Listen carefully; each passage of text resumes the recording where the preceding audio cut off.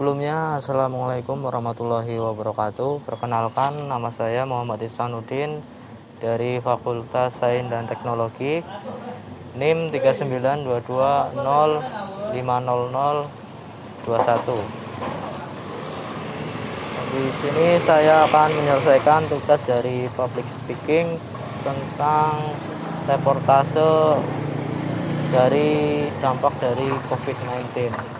Dan narasumber kita nanti Bapak Kurniawan selaku usaha dari sablon atau kreativitas di bidang sablon baju. Terima kasih.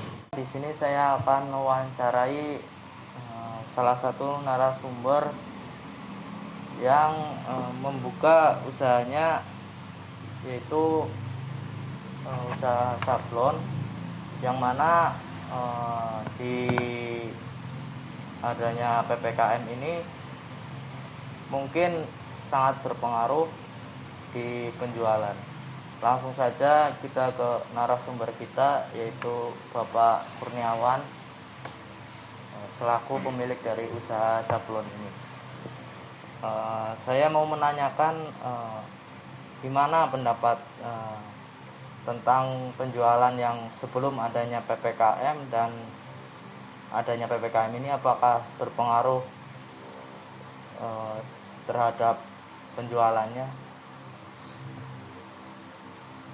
Dari usaha saya yang saya dirikan ini di bidang kreativitas, yaitu sablon, memang sangat berpengaruh dari penjualannya, penghasilannya.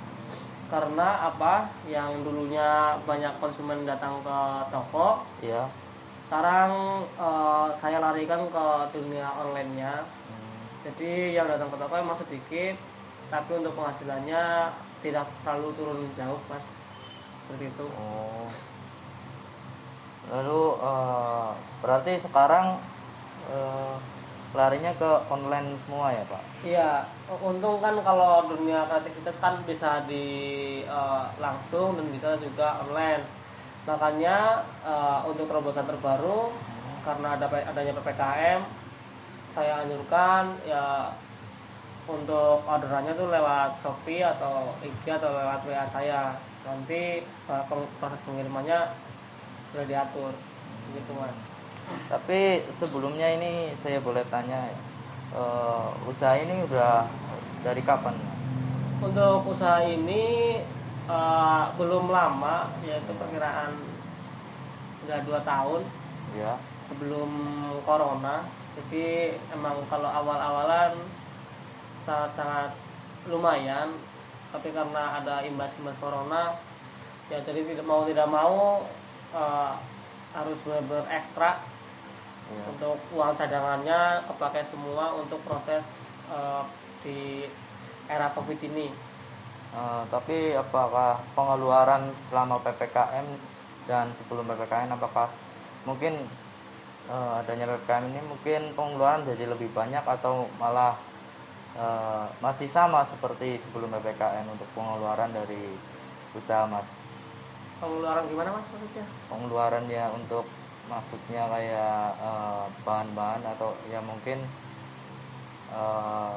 apa ya, kalau ada orderan gitu kan pasti kan ada yang keluar gitu, kayak listrik ataupun itu.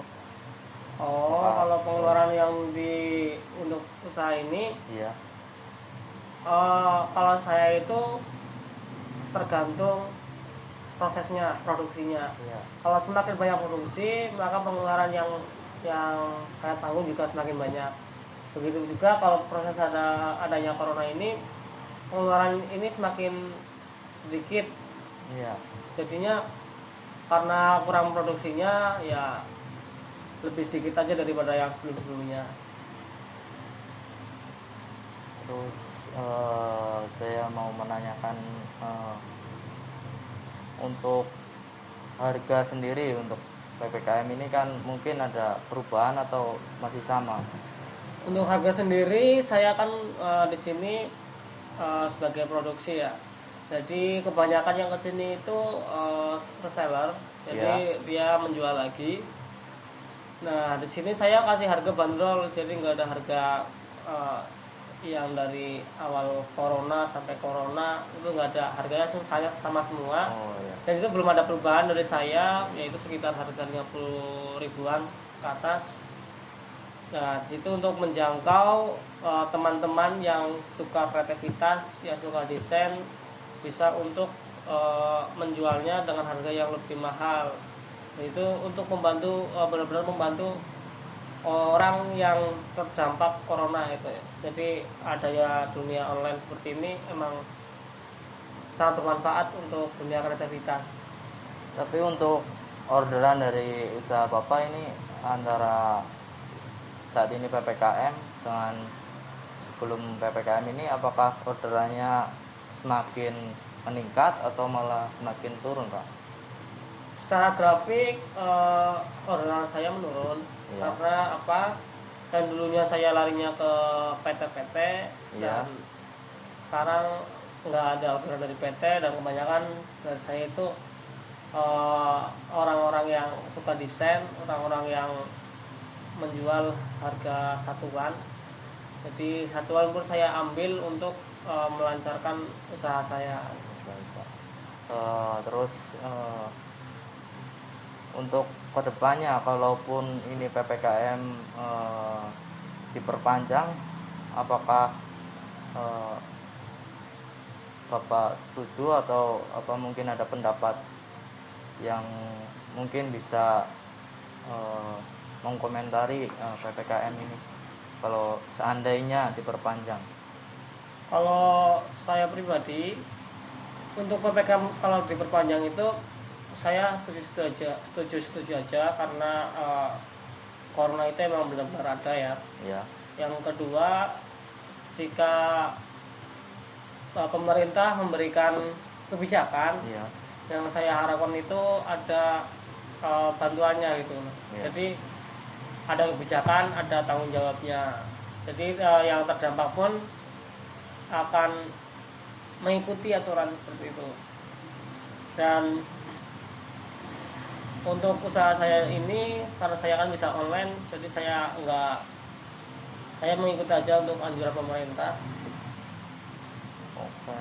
Terus di sini kan saya selaku mahasiswa ya, Pak ya.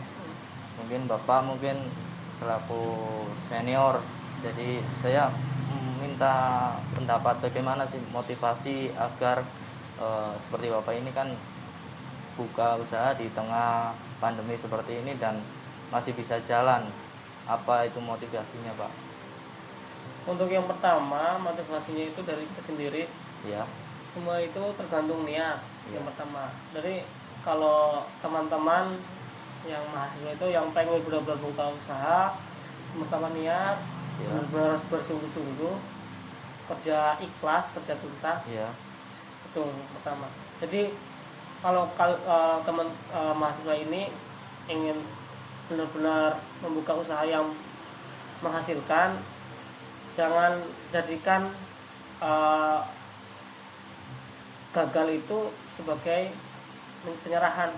Gagal itu sebagai pengalaman. Gagal bangkit lagi, gagal bangkit lagi, gagal bangkit lagi. Jadi pengalaman itu akan membentuk karakter kita. Itu, Mas. Ya mungkin cukup itu saja wawancara dari narasumber kita. Terus. Kurang lebihnya ya seperti inilah gambaran dari pengusaha yang memang di tengah-tengah pandemi seperti ini. Cukup sekian dari saya dan narasumber kita. Wassalamualaikum warahmatullahi wabarakatuh.